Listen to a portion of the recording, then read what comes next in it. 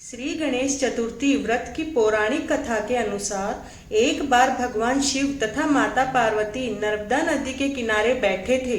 वहां माता पार्वती ने भगवान शिव से समय व्यतीत करने के लिए चौपड़ खेलने को कहा। शिव चौपड़ खेलने के लिए तैयार हो गए, परंतु इस खेल में हार जीत का फैसला कौन करेगा, यह प्रश्न उनके समक्ष उठा। तो भगवान शिव ने कुछ तिनके एकत्रित कर उसका एक पुतला बनाकर उसकी प्राण प्रतिष्ठा कर दी और पुतले से कहा, बेटा, हम चौपड़ खेलना चाहते हैं, परंतु हमारी हार जीत का फैसला करने वाला कोई नहीं है, इसलिए तुम बताना कि हम दोनों में से कौन हारा और कौन जीता। उसके बाद भगवान शिव और माता पार्वती का चौपड़ खेल शुरू हो गया। यह खेल 3 बार खेला गया और संयोग से तीनों बार माता पार्वती ही जीत गई। खेल पूरा होने के बाद बालक से हार जीत का फैसला करने के लिए कहा गया, तो बालक ने महादेव को विजयी बताया।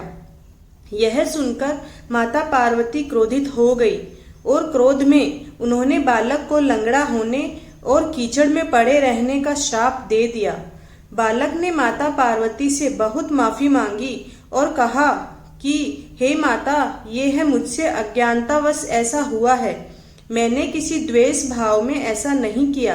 बालक द्वारा क्षमा मांगने पर माता ने कहा, यहाँ गणेश पूजन के लिए नाग कन्याएं आएंगी, उनके कहे अनुसार तुम गणेश जी का व्रत करो, ऐसा करने से तुम मुझे प्राप्त करोगे। यह कहकर माता पार्वती शिव के साथ कैलाश पर्वत पर चली गई। 1 वर्ष के बाद उस स्थान पर नाग कन्याएं आई। तब नाग कन्याओं से श्री गणेश जी के व्रत की विधि मालूम करने पर उस बालक ने 21 दिन लगातार श्री गणेश जी का व्रत किया। उसकी श्रद्धा से गणेश जी प्रसन्न हुए। उन्होंने बालक को मनोवांछित फल मांगने के लिए कहा। उस बालक ने कहा, हे विनायक, मुझमें इतनी शक्ति दीजिए कि मैं अपने पैरों से चलकर अपने माता पिता के साथ कैलाश पर्वत पर पहुंच सकूं और वे यह देखकर प्रसन्न हों। तब बालक को वरदान देकर श्री गणेश जी अंतर्ध्यान हो गए। इसके बाद वह बालक कैलाश पर्वत पर पहुंच गया और कैलाश पर्वत पर पहुंचने की अपनी कथा उसने भगवान शिव को सुनाई। चौपड़ वाले दिन से माता पार्वती शिवजी से विमुख हो गई थी, अतः देवी के रुष्ट होने पर भगवान शिव ने भी बालक के बताए अनुसार 21 दिनों तक श्री गणेश जी का व्रत किया। इस व्रत के प्रभाव से माता पार्वती के मन में भगवान शिव के लिए जो नाराजगी थी वह समाप्त हो गई।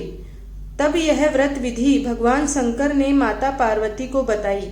यह सुनकर माता पार्वती के मन में भी अपने पुत्र कार्तिकेय से मिलने की इच्छा जागृत हुई, क्योंकि भगवान कार्तिकेय अपने माता पिता से नाराज होकर दक्षिण राज्य में जाकर रहने लगे थे।